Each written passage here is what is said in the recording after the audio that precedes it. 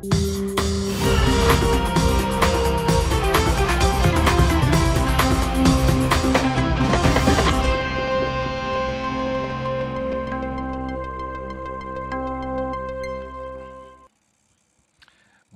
dia, pessoal. Bom dia para todo mundo. Hoje é dia 3 de setembro de 2025, são 7 horas da manhã em ponto.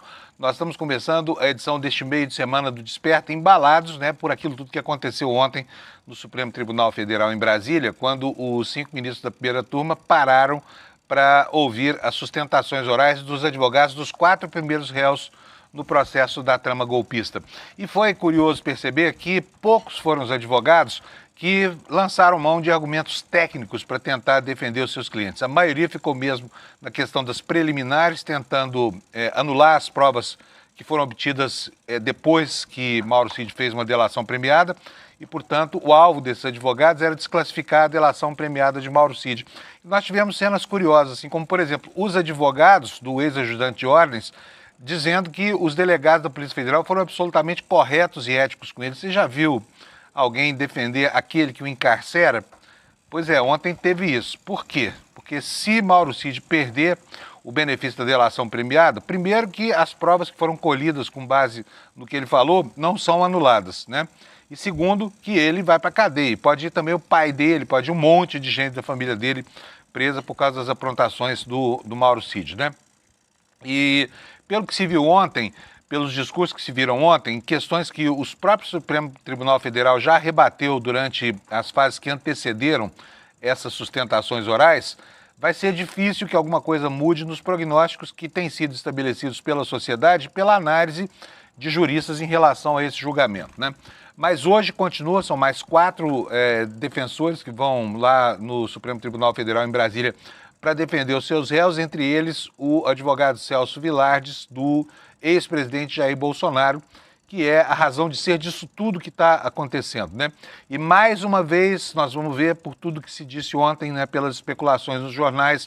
pelas manifestações da equipe de defensores de Bolsonaro, que vai continuar sendo a mesma coisa. Celso Vilardes hoje vai para a tribuna tentando desqualificar a delação de Mauro Cid, E tentando negar ainda nas preliminares, que o processo possa prosseguir, redundando na condenação. E se não for possível, o que os advogados tentam é reduzir a pena dos seus clientes, Ontem nós tivemos uma atuação que chamou a atenção, foi o último advogado, o Dr. Novick. Ele fez a defesa do ex-ministro Anderson Torres.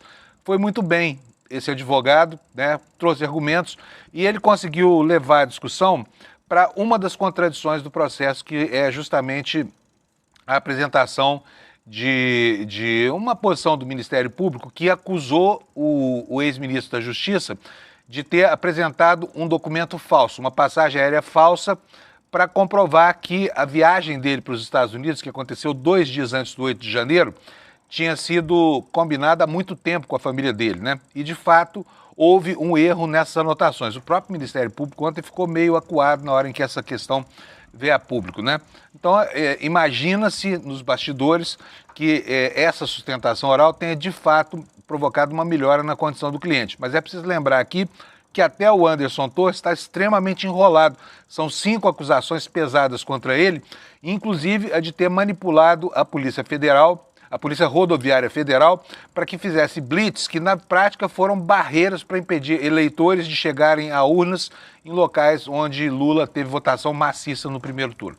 Então nós vamos tratar disso tudo aqui hoje, do julgamento, vamos ver as falas dos advogados, a fala do ministro Alexandre de Moraes, que disse que a covardia não é um insumo da pacificação, as falas mansas do Procurador-Geral da República, mas incisivas em favor da soberania do Brasil e do equilíbrio das nossas instituições, O programa hoje começa por aí. E eu vou chamar meu amigo Alex Amorim aqui. Hoje nós vamos ter pouca coisa para falar sobre futebol, Alex? Bom dia. Bom dia, Panunzio. Tudo bom, Alex?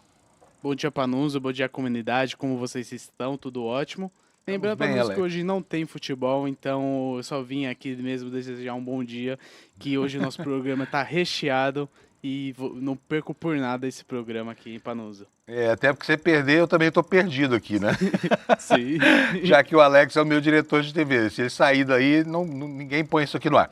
Mas, o Alex, você acompanhou o julgamento de ontem, não? Acompanhei porque eu estava aqui na parte técnica, dando uma olhada, eu vi que a sustentação do Alexandre de Moraes durou 2 horas, a do Paulo Gonet foi 1 hora e 10, se eu não me engano, por aí, que para a denúncia da PGR. Então eu estou muito ansioso para ver como será as tratativas, como será agora vai na parte da defesa dos advogados, para depois a gente tentar e provavelmente comemorar essa prisão do Bolsonaro e seus aliados por essa tentativa de golpe, Panusa. Então, nada do que você viu ontem te convenceu de que aquilo não era uma trama golpista, né? Pra mim, sim, só que perante a lei a gente tem que esperar pra finalidade, pra gente decretar o réu, porém, eu creio que sim, é bem provável que eles vão ser condenados, mas eu estou bem ciente que ele será, Panuso. Bom, muito bom. Se fosse um time de futebol, esses 8 que estão sendo julgados agora, qual seria o resultado do jogo a julgar pelas preliminares aí de ontem? Eu vou colocar um Flamengo 8, Vitória 0, igual foi aquele. Ou até mesmo o Bahia perdeu de 5 ao Palmeiras. Eu creio que nesses dois resultados eu acho que eles não saem muito dessa goleada que vai vir aí no julgamento, para não usar. Tá bom, última pergunta que eu vou te fazer, tá? Você acha mais fácil o Palmeiras ter um Mundial ou o Bolsonaro ser absolvido nesse processo de julgamento, Alex? Eu acho que o Palmeiras tem um Mundial, porque o Bolsonaro vai ser condenado por essa tentativa e também foi um golpe de Estado que ele tentou realizar para não usar. Muito bom, Alex. Mandou Vamos muito nessa. bem. O Alex agora é comentarista desportivo e de política aqui do nosso programa matinal. Pessoal, vamos lá para a meteorologia, vamos ver o que está acontecendo no Brasil hoje. Olha, o mapa está aí todo amarelão, a maior parte desse amarelo aqui no centro-oeste brasileiro, né?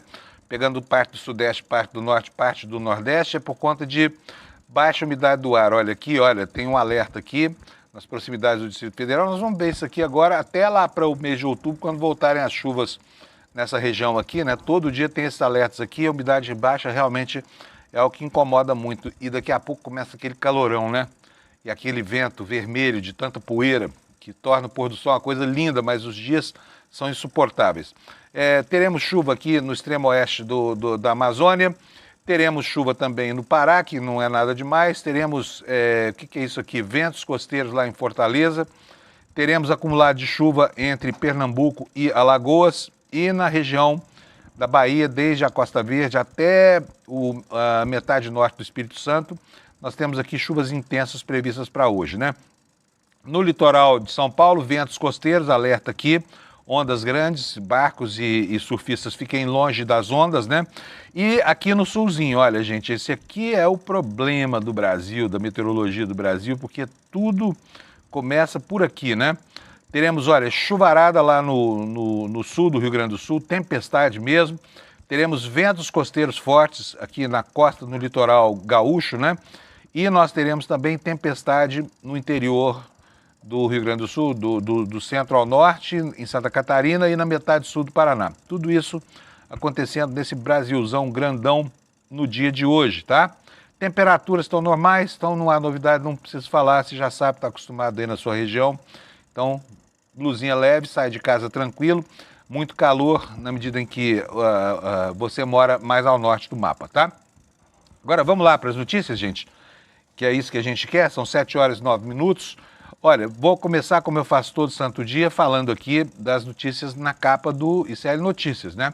E aqui está compilado basicamente todo o noticiário que interessa para que você tenha minimamente informações sobre o que aconteceu nas últimas horas no Brasil e no mundo, né? E aqui nós começamos, olha, com uma matéria, eu não vou tratar desse assunto agora com vocês, porque nós vamos fazer isso todo no jornal, né?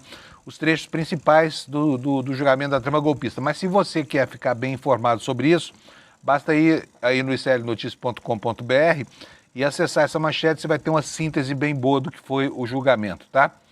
E tivemos também uma manifestação do Lula ontem, né? Lula falou sobre o processo. O Lula, que é um defensor do devido processo legal, não por acaso, né? Porque ele já sofreu com com maus juízes, né, Sérgio Moro? Então ele é muito cauteloso sempre que ele fala, né? Mas ele fez essa declaração ontem. Se você for inocente, prove, diz Lula sobre Bolsonaro ao defender a presunção de inocência durante o julgamento. E olha, gente, enquanto tudo isso acontece, em um lado da Praça dos Três Poderes, do lado sul, que é onde fica o Supremo Tribunal Federal, no ponto central, né, no prédio do Congresso Nacional, uma bagunça lá. Por quê? Aquela manifestação sobre a qual a gente falou ontem aqui do Tarcísio, dizendo que vai conceder anistia, acabou provocando um rebuliço lá ontem e o assunto, que parecia morto, voltou para a pauta de votação. Então estamos diante aí da ameaça da anistia, porque tem uma rearticulação entre os partidos que querem deixar a base do governo para ficarem mais à vontade para tentar aprovar essa anistia. Ainda não passou, mas a pressão está grande, né? E ainda não existe uma cabala de votos de lado a lado, não, mas há uma pressão grande ali. E se isso acontecer agora, né, no arrasto dos julgamentos, vai criar uma situação de conflito de poderes, caso o Congresso aprove a anistia para o Bolsonaro e os outros descerebrados que fizeram aquela bagunça toda no dia 8, né? Vou continuar dando as manchetes, depois a gente vai entrar com mais detalhes nesses assuntos, tá bom? Olha, uma outra matéria pequenininha aqui mostra pra gente que ontem o ministro Alexandre de Moraes fez uma defesa enfática da Constituição e a ministra Carmen Lúcia, brava, deu uma bronca no advogado lá, no advogado Ramagem, tá? Porque o advogado foi lá na tribuna, usou várias vezes, né, expressões como, por exemplo, voto impresso, voto auditável, e ela não gostou, porque disse que as expressões estavam sendo empregadas por esse advogado de forma incorreta, uma vez que o processo, sim, é auditável e que essa não é uma questão de opinião, né? Temos aqui, olha, um artigo escrito pelo nosso ínclito e precioso, eu diria, Kleber Lourenço, aqui do ICL, dizendo o seguinte: condenar Bolsonaro não basta, o julgamento expõe urgência de reformas para as Forças Armadas. Assunto que parece estar, né, que entrou em desuso. Ainda bem que o Kleber está lembrando disso aqui, porque o ninho da serpente é justamente a cultura militar brasileira, cultura golpista, né, que por muito pouco não permitiu a esse proto-ditador chamado Jair Messias Bolsonaro golpear as instituições brasileiras e, né, se colocar ali no lugar de Lula, que foi eleito pela maioria da população brasileira.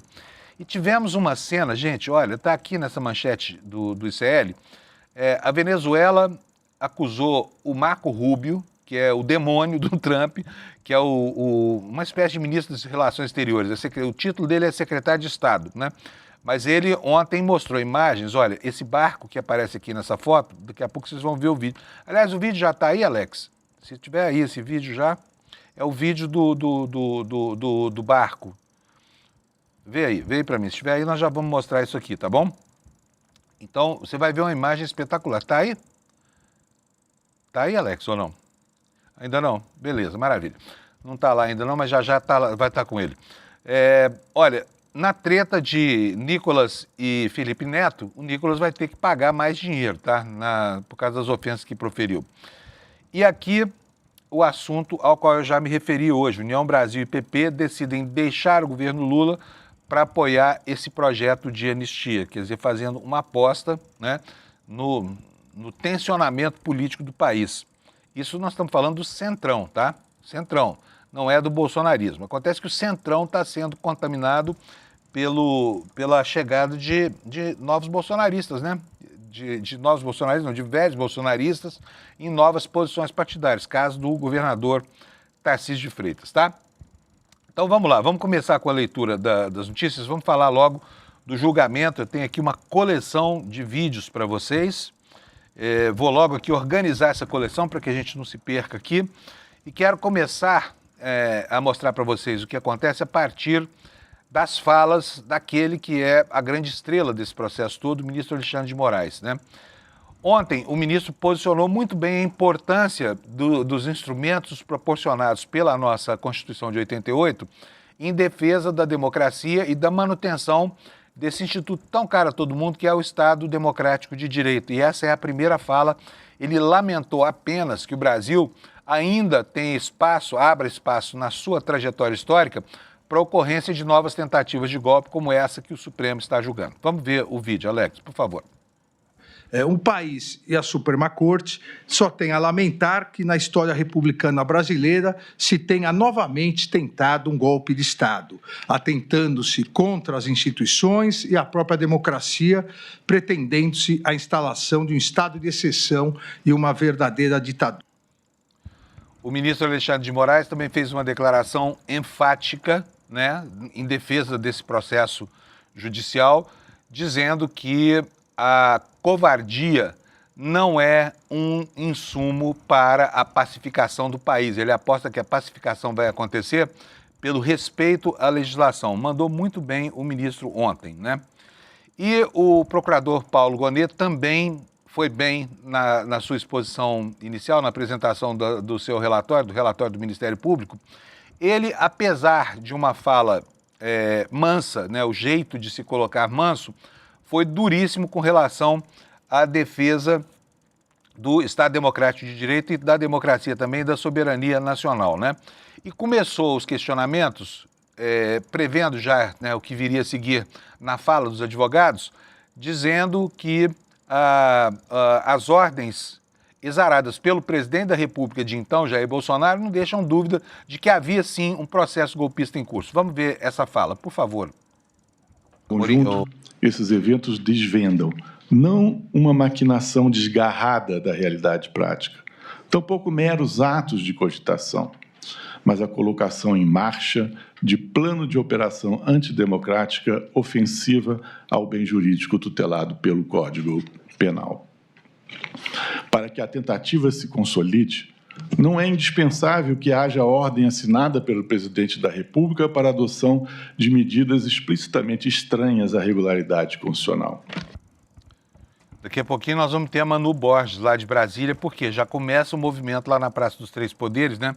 Agora que pouco depois das 7 horas da manhã, mas já tem lá a fila de jornalistas tentando entrar lá na sala da primeira turma e também disputar um espaço lá junto ao telão para acompanhar esse julgamento. Mas enquanto a Manu não vem, vamos continuar aqui mostrando para vocês sobre o que falou o PGR, Paulo Gonet. E uma das questões foi a defesa que ele fez da qualidade da delação premiada de Mauro Cid. Todo mundo sabe que o Mauro Cid foi um delator recalcitrante, que ele foi um delator infiel, porque tentou proteger gente, tentou escamotear as informações, não disse tudo que sabia, né? Foi deixando entender devagar e muitas vezes gerando contradições com aquilo que ele mesmo havia colocado. Mas ontem o Gonet defendeu a manutenção ou a utilidade desse processo de delação premiada, é o que nós vamos ver agora. Por favor, Alex. A Procuradoria-Geral da República reafirmou a validade do acordo de colaboração premiada celebrada por Mauro Cid na Polícia Federal. Os relatos de Mauro Cid foram úteis para o esclarecimento dos fatos relacionados à investigação. Embora a Polícia Federal tenha descoberto a maior parte dos eventos descritos na denúncia de forma independente, a colaboração de Mauro Cid, a manifestação final da Procuradoria, buscou, entretanto, refletir o valor das contribuições ao processo investigativo, ponderando omissões percebidas. Olha, por que você não manda aí uma mensagenzinha de zap para aquele seu parente ou para um amigo que não sabe onde obter boas informações e sugere a ele que venha ver o ICL, viu? Porque nós estamos num processo aqui, é algo extremamente trabalhoso e é de uma energia, um vigor gigantes, assim, essa iniciativa para trazer a você a melhor informação, a informação mais livre de qualquer tipo de interferência, a mais honesta e a mais pura e cristalina informação e até mesmo a nossa crítica, que é uma crítica aberta e é uma crítica assumida por nós aqui para que você possa, inclusive, se defender das nossas opiniões quando a gente apresentar os assuntos para você. Sugere aí para o seu parente, para o seu vizinho, que assista também ao ICL. As audiências aqui estão gigantescas e a gente precisa consolidar esse espaço de informação, porque isso aqui é uma flor no pântano da desinformação da internet, tá bom? E vamos voltar aqui ao Paulo Gonet, uma coisa que foi descrita ontem, tanto pelo Alexandre de Moraes quanto pelo PGR, foi a situação caótica que foi criada para tentar influenciar os chefes das Forças Armadas a aderir à intentona golpista, né? Daqui a pouco você vai ouvir, inclusive, essa expressão, intentona golpista, né? Mas, por enquanto, vamos falar sobre caos, na voz do Procurador-Geral Paulo Gonet. Alex. Havia também a previsão de morte por envenenamento do presidente da República eleito e a morte do seu vice. Os autos confirmam a prática de atos de início de execução desses planos, com atividades de seguimento das autoridades e compartilhamento de dados de segurança. Previa-se o uso de armamentos pesados e se admitia alta probabilidade de óbitos, além daqueles dos alvos principais. Pois é. Parece porque quando eles falam lá, né, os advogados tentam transformar situações absolutamente horrendas, né, situações de atentado claro contra a democracia brasileira em simples converscotes de amigos, né? Como foi o caso na reunião na casa do ministro Braga Neto, em que foi discutido, inclusive, o Plano Punhal Verde e Amarelo, segundo depoimentos de Mário Fernandes, enfim, dos participantes desse converscote que aconteceu lá, evento durante o qual, inclusive, foi dado o dinheiro que financiou as ações do Plano Punhal Verde e Amarelo, né? A mobilização de homens, de carros, de equipamentos de comunicação, de armas, inclusive armas do Exército lá em Goiânia, que foram para Brasília com o objetivo de prender o ministro Alexandre de Moraes. E se tudo continuasse conforme o roteiro que foi traçado por esses golpistas, né, o assassinato do presidente Lula e também do vice-presidente Geraldo Alckmin, né? Não por acaso o PGR Paulo Gonet usou uma expressão carregada de sentido histórico, que é a expressão intentona golpista. Vamos ver. Não é preciso esforço intelectual extraordinário para reconhecer que, quando o presidente da República e depois o ministro da Defesa convocam a cúpula militar para apresentar documento de formalização de golpe de Estado, o processo criminoso já está em curso. Não se está, nesse caso, num ambiente relativamente inofensivo de conversas entre quem não dispõe de meios para operar um putsch. Pois é. Gente, vamos ver como é que está a situação lá em Brasília. Daqui a pouquinho a gente vê as falas dos advogados. Mas agora eu quero ouvir a fala da Manu Borges, nossa repórter. Está lá na Praça dos Três Poderes desde cedo, lá disputando espaço lá, né? Para assegurar que a nossa posição permita a gente servir a melhor informação. Não é isso, Manu? Bom dia. Olá, bom dia, Panúzio, comunidade CL. Na verdade, não estou na Praça dos Três Poderes, estamos aqui na frente do anexo 2 do Supremo Tribunal Federal, onde já tem uma fila de jornalistas para fazer novamente o credenciamento. Todo dia tem que fazer esse credenciamento bem cedinho, abre às 7 da manhã. Então, os jornalistas estão aqui atrás de mim, em fila, para conseguir entrar na primeira turma, onde acontece o julgamento, ou então na segunda turma, onde também tem ali 120 espaços para acomodar quem não conseguir entrar para acompanhar na primeira turma esse julgamento. Hoje começa com a defesa do general Augusto Heleno, ex-ministro do Gabinete de Segurança Institucional do ex-presidente Jair Bolsonaro. Na sequência, vem a defesa mais esperada, que é a de Jair Bolsonaro, o advogado Celso Vilardi, que é um advogado conhecido, renomado, de peso. Ele que defendeu Delúbio Soares no processo do Mensalão, aqui também na Suprema Corte. Em terceiro, vem a defesa do advogado do general Paulo Sérgio Nogueira, o general da reserva, que também é ex-ministro de Bolsonaro, e é o único réu que tem acompanhado presencialmente esse julgamento. Hoje, com certeza, ele estará aqui para acompanhar a defesa. E, por último, é a defesa do general Braga Neto, que está preso no Rio de Janeiro. Bolsonaro e ele são os únicos réus presos, por enquanto. E o advogado do Braga Neto, conhecido como Juca, defendeu José Dirceu na Lava Jato. Então, são os depoimentos, as defesas, na verdade, mais esperadas aí nesse julgamento. A gente viu que ontem os advogados deixaram muito a desejar, principalmente Demóstenes Torres, que até pré-condenou Bolsonaro, dizendo que levaria um cigarrinho para ele na cadeia, se fosse preciso. Mas hoje a defesa deve ser mais contundente, trazer aí pontos específicos da acusação. Então, todos os olhos voltados para a defesa, principalmente de Celso Vilardi, que está levando aí mais de 8 milhões de reais para defender o ex-presidente Jair Bolsonaro. Aí, na sequência, vem o voto do relator, ministro Alexandre de Moraes. Ao que tudo indica, não deve ser hoje a leitura desse voto, porque hoje a sessão vai até meio-dia. Pode atrasar um pouquinho, porque ainda faltam 4 defesas, cada advogado tem 1 hora para fazer as suas exposições. Então, tudo indica que a leitura do voto de Moraes deve ficar para a semana que vem, Panúzio.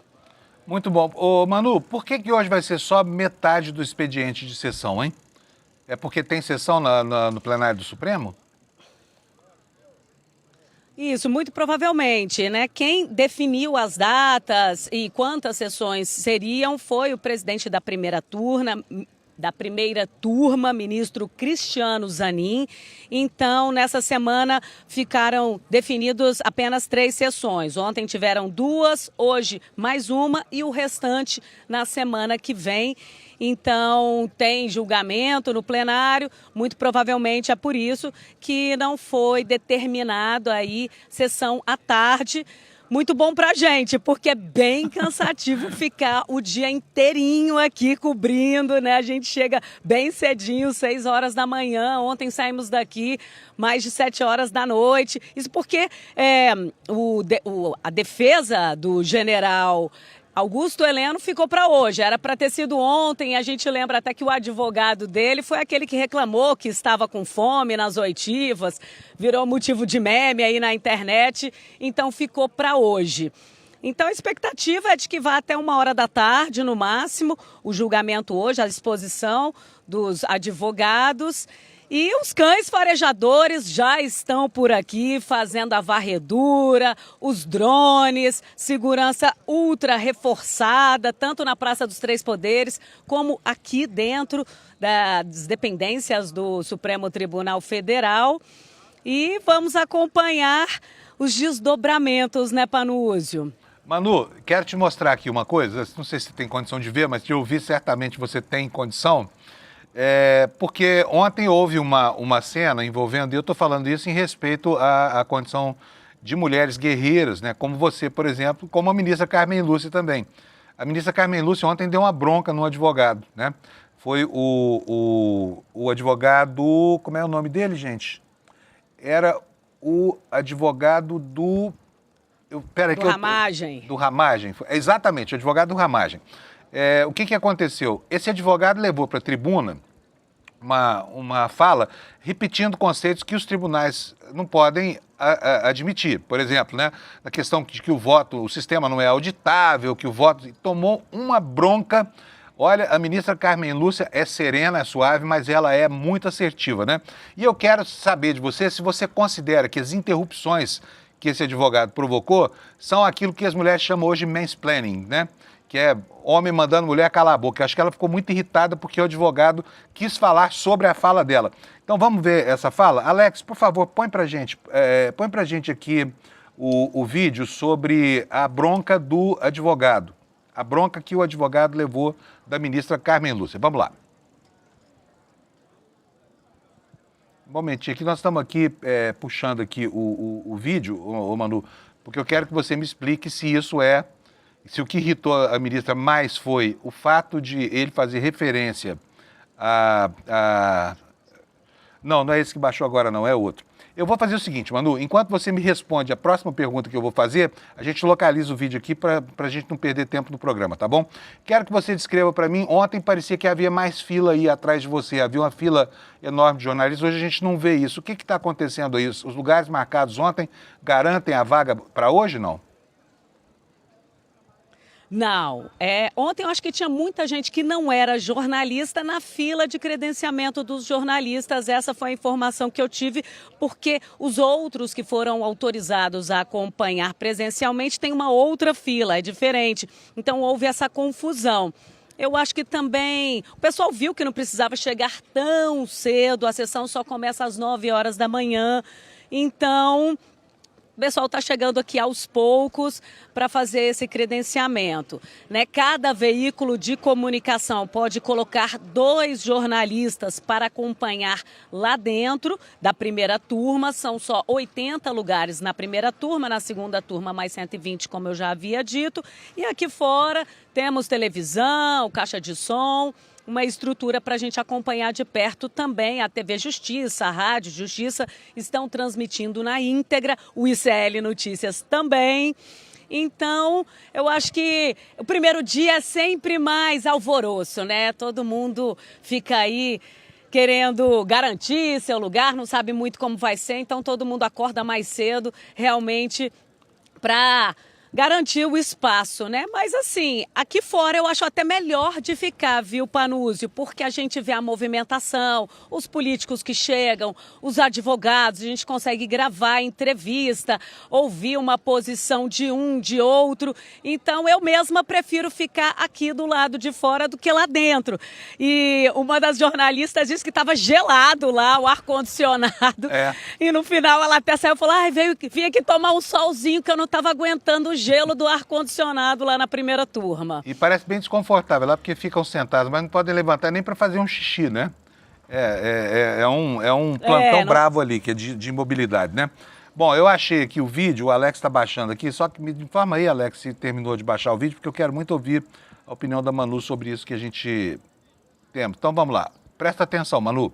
Põe aí, Alex, pra gente. O advogado fez muitas referências à inexistência ou que teria havido uma campanha pela eleição auditável, pelo processo auditável, e que isto era algo que foi até objeto de uma proposta de emenda constitucional. Mas Vossa Senhoria sabe a distinção entre processo eleitoral auditável e voto impresso. Sim, Excelência. Porque repetiu como se fosse sinônimo, e não é, porque o processo eleitoral é amplamente auditável no Brasil, passamos por uma auditoria, e para que não fique para quem assiste a ideia de que não é auditável. A auditoria, desde 1996, quando foi criado o processo eletrônico, ela é auditável e passa por várias fases. Então, só para ficar claro, porque Vossa Senhoria usou com muita frequência, como se fosse a mesma coisa. Não é, e o que foi dito o tempo todo foi esta confusão para criar uma confusão na cabeça da brasileira e do brasileiro e colocar em xeque. Então, só para esclarecer. Eu posso, então, esclarecer a minha própria fala para que eu não passe... por favor, sim. Porque foi muito repetido, eu estou copiando, e por isso é que eu usei essa expressão voto auditável, voto impresso, porque nesses textos e nos pronunciamentos de Jair Bolsonaro, esses termos eram repetidos. E ilegítimos. Minha opinião, eu vou falar minha opinião pessoal. Não é opinião, a meu entendimento pessoal. Fato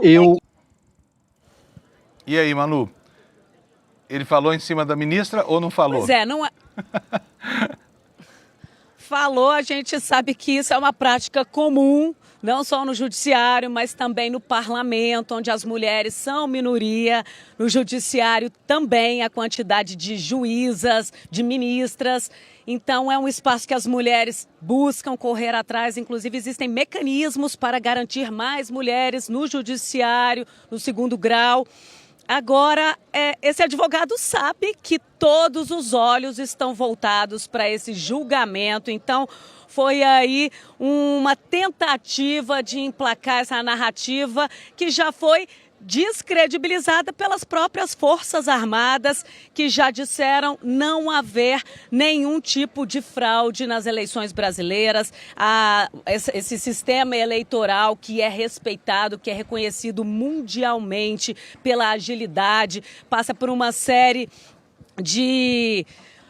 como que se diz? Auditorias, né? É auditável, então é aberto ali o código-fonte. Eu acompanhei isso no TSE, eles fazem essa abertura para realmente verificar que não há qualquer tipo de fraude no sistema eleitoral. Mas essa não é a primeira vez que a ministra puxa a orelha de advogados, não. Acho que foi nas oitivas que um dos advogados falou que os ministros eram odiados pela população e a ministra falou santa democracia, que, né, vocês podem falar isso dentro de uma Suprema Corte. Então a ministra é maravilhosa, né? Eu sou fã da ministra e mostra aí a força das mulheres dentro do judiciário, é um exemplo realmente. Muito bom, Manu. Entenderam por que eu não falo em cima da Manu aqui, gente? Para não tomar uma bronca dessas, né, Manu? Porque senão tem bronca. Manu, bom dia para você aí, bom trabalho, tá? E a gente vai acompanhar você aqui ao longo do dia, na sua peregrinação aí por essas muitas falas hoje que vão acontecer no Supremo. Obrigado, viu? Bom, gente, Valeu. Vamos tocar aqui o programa. É o seguinte, olha, ontem o Demóstenes Torres, que é ex-procurador, foi senador da República, foi cassado, né? O Demóstenes fez uma fala curiosa sobre essa questão da urna auditável. Ele não contrariou isso, disse que foi contra. Falou o seguinte, que ele foi o relator de um projeto apresentado pelo então senador Lindbergh Farias, hoje líder do governo na Câmara, em que estava prevista a implantação do voto impresso nas urnas brasileiras a partir de 2014. O projeto teria sido apresentado em 2008, né, pelo Lindbergh. E contou uma situação engraçada de quando ele ainda era promotor de justiça lá no estado de Goiás. Diz que uma vez uma pessoa chegou para ele e falou o seguinte, eu vou matar a minha família. Por quê? Não, porque eu fui candidato lá no meu município e só teve um voto para mim, meus parentes não votaram em mim. Aí o que ele fez? Pediu uma recontagem dos votos. E quando foi feita a recontagem, descobriu-se que os votos estavam lá. Portanto, a família desse candidato que perdeu a eleição não foi sacrificada, né? Ele falou, olha, o voto impresso é uma desgraça. O voto impresso não serve para garantir a confiabilidade do processo eleitoral. E é verdade mesmo, né?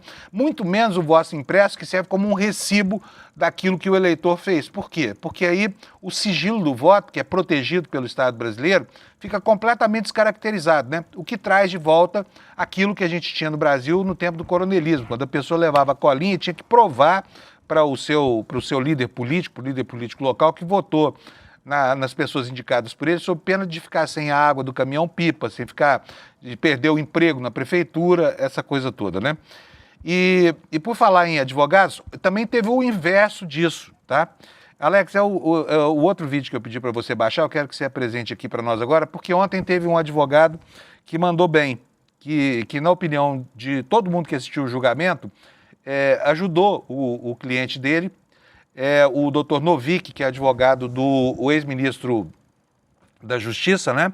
E o Anderson Torres, ele foi bem, por quê? Ele conseguiu conduzir a fala dele para uma parte contraditória do processo, que é aquela em que o Ministério Público afirmou, e não era verdade, que o Anderson Torres que ele tinha apensado aos autos uma passagem aérea falsa, um localizador falso de uma passagem aérea emitida pela Gol, para tentar demonstrar que a viagem dele para os Estados Unidos, durante o período do golpe, não tinha relação com o golpe, que foi planejada muito antes, quando nem se falava em golpe. Está certo, cabe razão a ele, porque depois a confusão foi desfeita. Mas esse advogado falou que estava fazendo uma defesa gratuita, né? Falou que é advogado pro bono, advogado dativo. Mas não é por isso que ele conseguiu impressionar. Foi justamente porque ele levou a discussão para o ponto de interesse que estabelecia essa contradição. É o que você vai ver agora, a fala do doutor Novick. Pode botar para a gente, o Alex está posicionando aqui, é o outro vídeo que eu pedi para você baixar, Alex. Se a gente não tiver agora, não tem problema, a gente mostra daqui a pouco. Bom, beleza, maravilha. Então vamos seguir aqui. Daqui a pouquinho eu mostro para vocês, tá? Eu estou falando aqui do doutor Elmar Roberto Novick, que foi esse advogado que eu disse que mandou muito bem lá. Vamos continuar aqui. Tivemos o ex-senador Anderson Torres, ex-procurador, esse que eu falei que foi cassado, hoje é advogado na defesa do Anderson Torres, e ele ontem usou, né? É difícil não ir a esses autos do processo sem falar palavrões, porque eles estão o tempo todo ali. Palavrão virou voz corrente nos autos desse inquérito. Quer ver um exemplo só?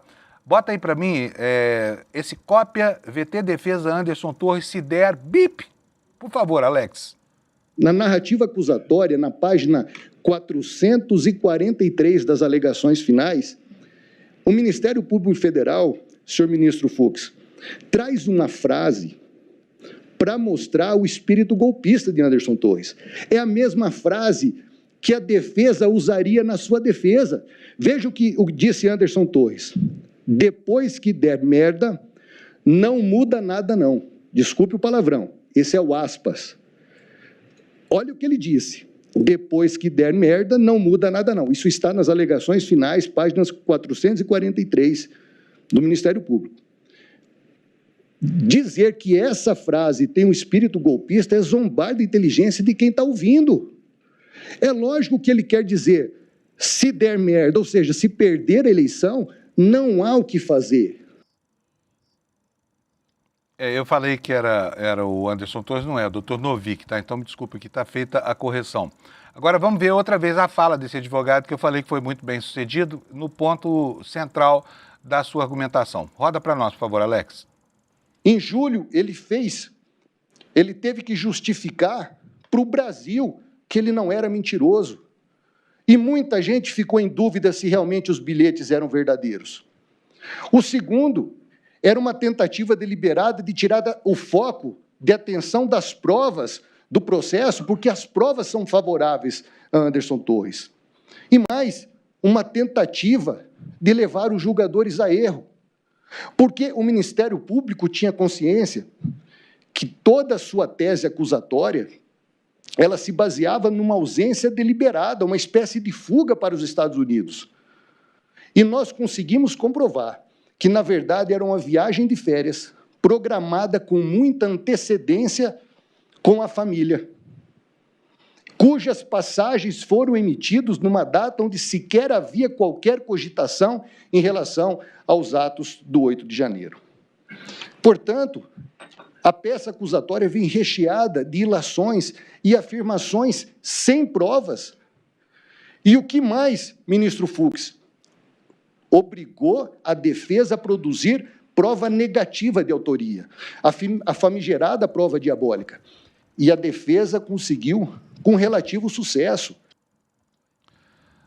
Olha, quem acompanhou minimamente pelos jornais, ainda que seja, né, com interesse leigo, o que aconteceu em Brasília a partir da vitória do Lula na eleição passada, não se pode dizer surpreso com o que aconteceu no dia 8 de janeiro, né? Porque o ambiente foi sendo montado para isso, né? Acampamentos nos quartéis, algumas manifestações. O dia da diplomação foi um dia em que houve ataques terroristas mesmo, colocaram fogo no prédio da Polícia Federal, quebraram ônibus, tentaram jogar um ônibus na esplanada no eixo da esplanada dos ministérios.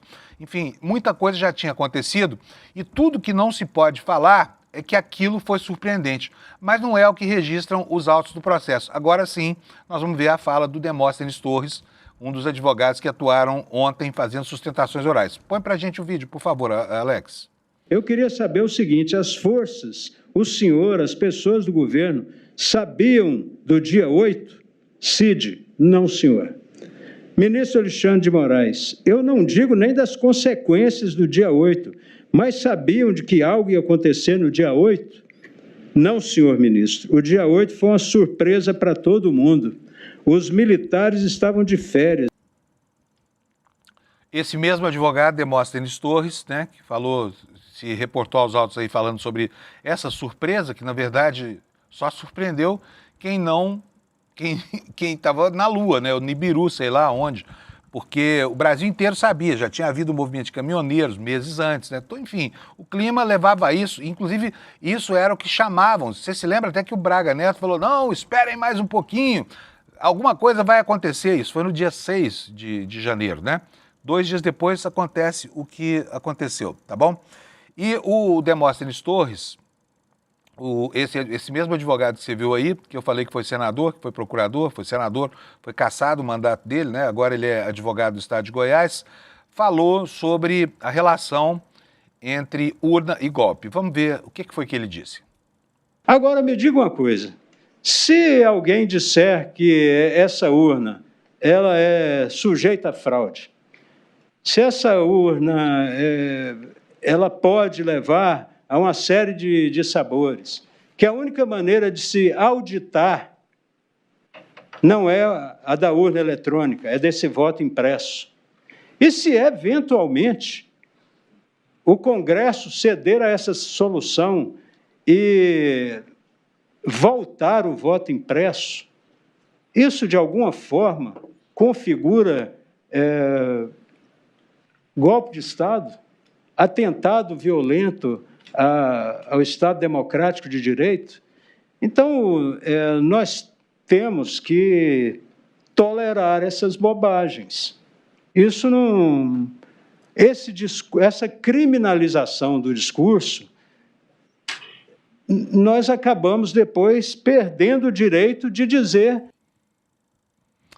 Bom, ontem nós vimos cenas engraçadas, interessantes assim, né? Porque você já viu, eu falei isso lá no comecinho do programa, achei super curioso isso, mas você já viu o prisioneiro defender aquele que o aprisiona? O investigado defender o investigador? Pois ontem aconteceu. Um dos advogados, ele se chama Jair Alves Pereira, defensor do tenente-coronel Mauro Cid. Fez um esforço gigante para que o cliente dele não perca os privilégios que conseguiu graças ao papel infame, né? Essa é uma condição infame, de delator dessa história toda. Então, para dizer que o processo de delação premiada, que garantia ao cliente dele, né, os privilégios de não ir para a cadeia, de não ter o pai investigado e tudo mais, que isso, na verdade, era produto de um processo legítimo, de um processo ético conduzido pela Polícia Federal contra o cliente dele. Quer dizer, ele disse que os delegados que investigaram o Mauro Cid agiram super dentro da ética. Olha só que coisa curiosa ouvir isso num julgamento, o investigado elogiando seus investigadores. Roda para nós, por favor, Alex. Eu vou fazer uma ressalva, e preciso fazer por uma questão de lealdade processual.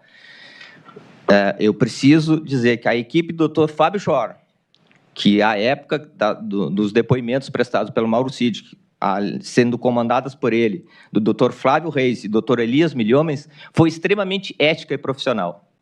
Eles nunca falaram com Mauro Cid sem a presença da defesa. Nunca tentaram falar com Mauro Cid sem antes acessar a defesa. Se isso não é um respeito ao devido processo legal, eu acho que eu estudei mal. Mas nós podemos ir adiante. Esses mesmos áudios vazados na Veja falam mal de Vossa Excelência, ministro Alexandre de Moraes. Vossa Excelência deve estar acostumado com isso. Mas eles falam, em nenhum momento, esses áudios, em nenhum momento, esse áudio vaza qualquer coisa em relação à colaboração premiada. Nenhum momento ele diz, ele especifica, ele fala, olha, isso aqui eu falei isso, é isso. Não, ele confronta as ideias e a investigação, o que é normal. E acho que é muito legítimo dentro de um Estado democrático de direito em que o devido processo legal tem que ser preservado. Legal, né? Quer dizer, não, o delegado que me investigou estava desconfiado de mim, mas ele foi super ético, gostei demais dele. Inclusive, agora estamos programando uma feijoada para o próximo domingo aí. Gente, o Paulo Gonet, né? O Paulo Gonet é um procurador-geral da República silencioso, mas ele não é como o Aras, que silenciava no curso do processo. Ele é silencioso porque ele teve uma atuação muito discreta, né? Durante todo esse processo, falou com pouca gente, fez o que devia e ontem foi muito enfático na defesa das posições do Ministério Público a partir desse conteúdo probatório gigantesco, né, que foi amealhado contra esses clientes.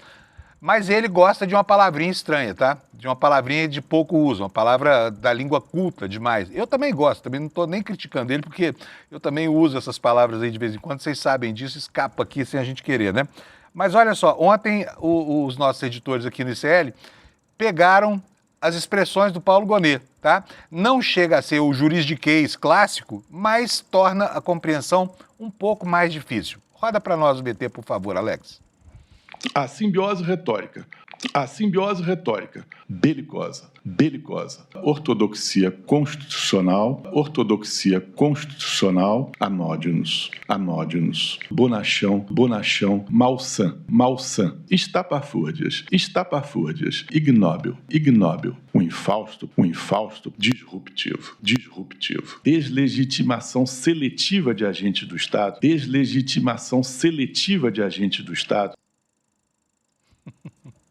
Apesar disso, eu quero fazer um elogio aqui aos ministros e aos advogados que falaram ontem, aos promotores de justiça e procuradores que estavam lá.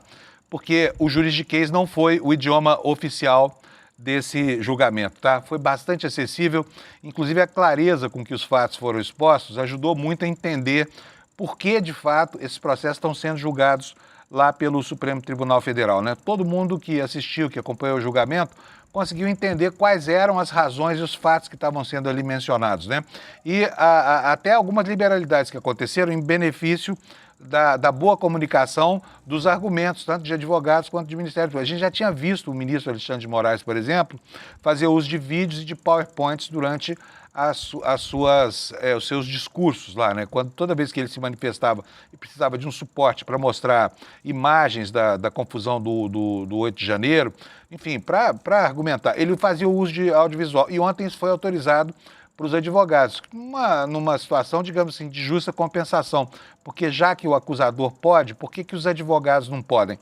A única coisa que foi obstada foi o uso de um telefone celular por um dos advogados para, no microfone, fazer ouvir uma mensagem, né, que não estava prevista no ritual todo, e isso não foi autorizado, né? Então todo mundo que se interessou pelo julgamento, conseguiu entender muito bem o que estava acontecendo lá.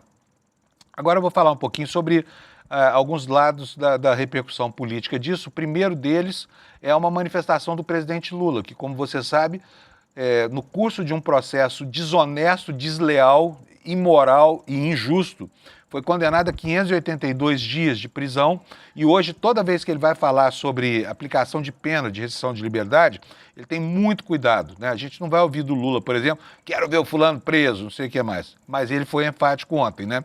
Nesse processo, o Bolsonaro agora, não adianta ficar chorando, vai ter que se defender, Alex. A minha expectativa é que o tribunal, julgue quem está julgando em função dos autos do processo. Ninguém está julgando ninguém pessoalmente, ou seja, tem um processo, tem os autos, tem delações, tem provas, e que a pessoa que está sendo acusada tem o direito à presunção da inocência, ele pode se defender, como eu não pude me defender. E eu não reclamei, eu não fiquei chorando, eu fui à luta. Se é inocente, prove que é inocente. Prove que não tem nada a ver com isso, está de bom tamanho. O que eu espero é isso, é que seja feita justiça, respeitando o direito da presunção de inocência de quem está sendo julgado. É só isso que eu desejo. Eu desejo para mim e desejo para qualquer inimigo meu. Apenas o direito à presunção de inocência para que o Brasil fique sabendo da verdade e apenas a verdade. Ontem, mudando completamente de assunto agora, vamos falar sobre a relação Brasil-Estados Unidos. E eu sei que você quer que eu fale de anistia também, já vou falar, tá? Mas eu preciso mostrar uma imagem para vocês. Ontem, o Marco Rubio, secretário de Estado dos Estados Unidos, divulgou no Twitter dele um vídeo horroroso, né? E também uma fala do presidente dos Estados Unidos se gabando de ter explodido um barco de traficantes, de supostos traficantes, nas águas do Caribe, para onde os Estados Unidos mandaram uma flotilha de 3 navios que tem mais potencial bélico do que toda a força militar da Venezuela, que é o estado que eles pretendem ofender. E segundo o próprio Trump falou, o presidente dos Estados Unidos vai para a televisão lá, né? E isso acabou chegando aqui para a gente, para dizer que, se gabando de ter detonado um barco de pequeno tamanho, né? Onde supostamente havia traficantes levando drogas nas águas do Caribe. Olha só esse vídeo, você vai ver que coisa impressionante. Roda, Alex, por favor.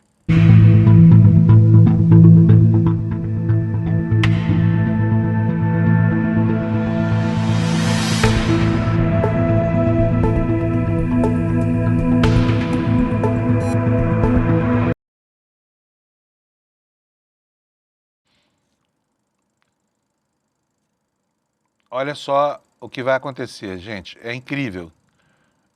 Um avião detona o barco. 13 pessoas morreram, provavelmente, segundo o governo dos Estados Unidos, integrantes do Trem de Aragua, né, que é aquela gangue a qual ele se refere. Mas o Trump disse, inclusive, que outras coisas como essa vão acontecer, né, no que caracteriza uma ofensiva primeira contra a Venezuela. A gente não sabe o que tinha nesse barco aí, mas eles dizem lá que o serviço de informação deles detectou que esse era um barco de traficantes levando águas pelo Mar do Caribe. Então temos uma patrulha em pleno exercício da atividade de policiamento de águas internacionais no Caribe, né? O que pode levar a um agravamento na relação entre a Venezuela e os Estados Unidos. Agora, curiosamente, apesar do aumento do clima de beligerância, né, de guerra entre os dois países, né, a Venezuela continua vendendo petróleo e os Estados Unidos continuam comprando o petróleo dos venezuelanos. Gente, vamos falar um pouquinho agora sobre anistia, porque tem um movimento lá em Brasília, nós temos 3 minutinhos só para falar sobre isso, que é um movimento inaugurado pelo governador de São Paulo, Tarcísio de Freitas, que é um mega bolsonarista. Na sexta-feira ele disse que o primeiro ato dele seria indultar o Bolsonaro, né? Falou isso com todas as letras. E há um movimento no Congresso Nacional de afastamento de partidos como o PP, né, do Ciro Nogueira, e o União Brasil, né, dos núcleos do governo Lula. Eles querem sair da base. Aliás, foram infiéis a vida inteira. Estavam na base, mas só para desfrutar ali do que os ministérios davam a eles, né? E olha aqui a manchete no site do ICL. União Brasil e PP decidem deixar o governo Lula e aprovar e apoiar a anistia a Bolsonaro. Matéria da Folha Press no nosso site, eu vou ler para vocês. A cúpula da Federação União Progressistas, dos partidos União Brasil e PP, decidiu ontem, terça, que todos os filiados das siglas devem deixar o governo Lula, segundo relatos de 5 líderes dos partidos. Isso significa, portanto, que deverão deixar os cargos os ministros André Fufuca, do Esporte. Esse eu nunca entendi porque ele entrou no lugar da Ana Moser, né, que era um monstro, um espetáculo de personalidade, para ficar esse André Fufuca lá ocupando esse espaço. Celso Sabino, do Turismo, deputados federais licenciados pelo PP e pela União Brasil, respectivamente. São esses dois aí. A federação também decidiu apoiar um projeto de anistia a Jair Bolsonaro. O anúncio vai ser feito, o anúncio foi feito, né, ontem à tarde, por esses dois partidos. De acordo com relatos, os ministros vão ter um prazo para deixar o governo, a ideia de que socorra até o fim do mês. E os presidentes das duas legendas, que se chamam Antônio Rueda e esse a qual já me referi, o Ciro Nogueira, eles se uniram na manhã dessa terça com aliados para tratar do tema e falar com a imprensa, né? Decisão que abre brecha, efetivamente, para um acirramento desse clima. O que fez o Hugo Mota? O Hugo Mota já disse que, por enquanto, ele ainda não vai colocar para votar, mas a pressão está grande e é muito possível que esse projeto, logo depois do julgamento, ganhe mais corpo e passe a ser discutido pela Câmara dos Deputados. É um processo demorado e complicado, porque depois tem uma barreira no Senado, né, onde o senador Alcolumbre já disse que não vai botar isso para votar. Mas são tantas idas e vindas, né, que é previsível que essa pressão surta algum efeito. E aí temos manchetes como essa aqui, ó, empenho pró-anistia durante julgamento, reduz tensão entre Tarcísio e bolsonaristas, mas amplia a pressão dentro da base do governo Lula, né? É isso aí, gente. Infelizmente o tempo acabou. Eu tenho que fazer a mensagem comercial aqui para vocês, do nosso único patrocinador do ICL, que é o próprio ICL. E aqui a gente está oferecendo para você uma oportunidade de ter um contato direto conosco aqui. Esse evento, é o Despertar 2025, é um evento muito legal aqui do ICL, onde todo o nosso corpo aqui de jornalistas, de professores, vai estar junto com vocês no auditório da Vibra, aqui em São Paulo, né? Então, está feito o convite para você. É um evento pago, você tem que comprar o seu ingresso. E para comprar o ingresso em uma condição excepcional, é só você vir aqui, olha, no despertar2025.com.br e compra o seu ingresso, tá? Mas faz isso logo, porque as vagas são limitadas e você, provavelmente, se demorar, vai ficar sem o seu ingresso, tá bom? Bom dia para você, boa quarta-feira. Acompanhe conosco agora, a partir do N1, tudo que acontece lá em Brasília com toda a nossa equipe em campo para que você não perca um detalhe do julgamento do século. Tchau, muito obrigado para você, bom dia e até amanhã, quinta-feira. Ano passado estava lotado, mais de 4.000 pessoas vibrando com Serginho Grosman, Renato Freitas, Fátima Bernardes Mocotó, Bela Gil. Eu me arrepio só de lembrar. E esse ano, em 2025, a gente vai fazer um evento ainda maior. Nunca foi tão necessário reunir as pessoas, conversar sobre as mudanças que o mundo está passando. E a gente reuniu o maior conjunto de nomes para se apresentar nesse palco. A gente vai ter aqui, esse ano, o Miguel Nicoleles para falar de inteligência artificial, a Marina Silva para falar da questão do meio ambiente, Frei Beto, Leonardo Boff, a ativista Leida Guevara, filha de Che Guevara. A gente vai ter aqui também palestras com os nossos especialistas de marketing, de negócio, de redes sociais, falando sobre as transformações que estão acontecendo no acesso às redes, na comunicação. Vai ser espetacular. E a gente vai ter muita diversão também, com Margareth Menezes, com Leone e com vários outros artistas que novamente vão botar a casa para tremer, vão botar as pessoas para dançar, as pessoas vão se abraçar, vão abrir sorrisos tão raros hoje em dia e juntos a gente vai começar a revolução necessária aqui no Vibra São Paulo. Um momento que vai ficar guardado nas páginas da história desse país.